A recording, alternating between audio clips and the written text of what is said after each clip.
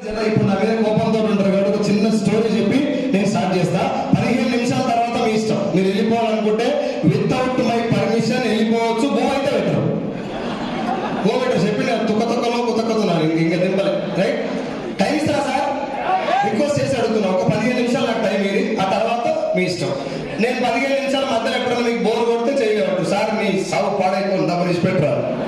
ఇట్లా అంటే అట్లా అన్నట్టే మీరు ఇట్లా చేయలేస్తే అట్లా. ఇప్పుడు ఏమైతే పుస్తకాలు కేవలం టైం ఎక్కువైందని ఇప్పుడే లేవట్టుకుని మధ్యలో ఎప్పుడన్నా బోర్ కొడితే రెడీ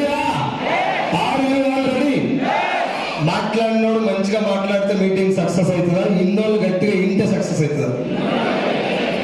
అన్ని తెలుసు మీకు పాడై.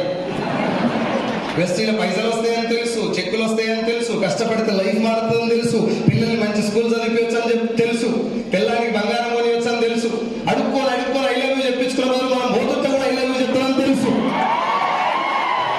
చెప్తా చెప్పరా ముఖమంతా పెట్టుకొని ఇప్పుడేమో నాకు ఐ లవ్ యూ చెప్తున్నావా? ఏం మీకు రావాలి చెప్పాలి?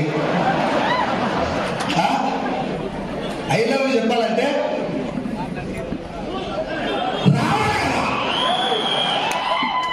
ఏ కాలుగట్టింది కదా పాడే అని చెప్పి లోపలికి వెళ్ళి ఐ లవ్ యూ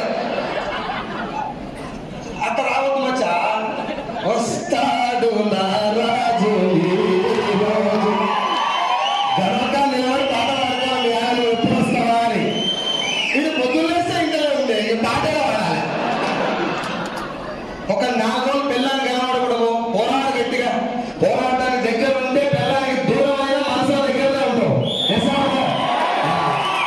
పోరాటానికి దగ్గర ఉండాలి. మీటింగ్ లో కూర్చున్నప్పుడు యాక్టివ్ ఉండాలి. శవం దగ్గర సంతాప సభలో కూర్చున్నట్టు ఒక్క పూట పోవనే ఎదమచ్చ పోయింది. ఎండబెట్టుకున్న రోజులు చాలా ఉన్నాయి కదా కూర్చున్న జీవితాల్లో.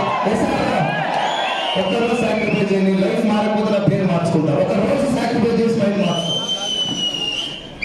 ఈ మార్చుకున్నారు కదా కోట్లు చూసి అనవసరంగా పొరపాటు పడి అంత బరగాసిన మ్యాచ్ నాతో సహా. అన్సార్ బరగాసినోడు, సీన్సార్ బరగాసినోడు, నేను బరక్టర్ ఎక్కువ.